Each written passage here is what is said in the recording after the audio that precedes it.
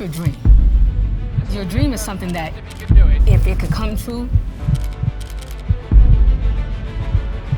you'd be the happiest person in the world.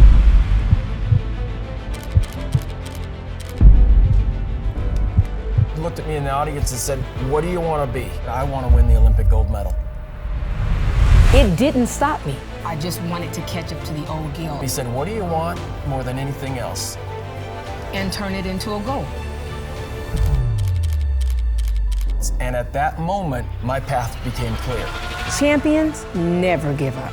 And say, this is the goal, now be relentless and go get it.